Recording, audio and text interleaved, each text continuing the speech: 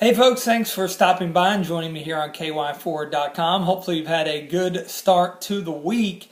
No big change in our weather, at least here in the short term. That pesky upper level low that has basically been sitting and spinning over the Ohio Valley continued to produce scattered showers and thunderstorms, fairly slow movers, a lot of heavy rain, and even some damaging winds with a few of those that developed and moved through the area on Monday. And I think over the next couple of days we are looking at a similar situation. That upper low will slowly jog a little farther to the west, and that will put central and eastern Kentucky more in that favored zone for scattered showers and storms to develop mainly during the daylight hours, although a few of those could last through the evening and part of the overnight. But it will be a similar situation to what we have seen over the last several days. Any of these that do develop could produce some very heavy rain, a lot of lightning, and also some gusty to potentially even damaging winds. So do keep that in mind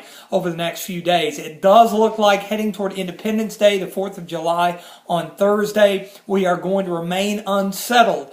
Despite the fact the upper low will finally go away, it will shift more northerly and then eventually be swept eastward up into Canada. So we'll be in better shape in that regard. But at the same time, the big Bermuda high that typically dominates our weather here in the eastern U.S. in late June and early July, that will take effect again, but that's going to open the moisture stream from the Gulf of Mexico, and as a result, we will be looking at the continued daily chance of scattered showers and thunderstorms late this week and in through the lengthy holiday weekend for some folks. So it is going to remain unsettled. It's pretty much a carbon copy each and every day, with the bulk of the activity occurring during the daylight hours. Temperatures won't be off the charts, still looking at generally into the upper 70s, low 80s the next few days, and then we will finally work our way back into the low and mid 80s heading toward the upcoming weekend. So again, no big change in our weather, but just wanted to give you a quick update. On a side note, if you haven't seen, more of a personal note here, since that's what we talked about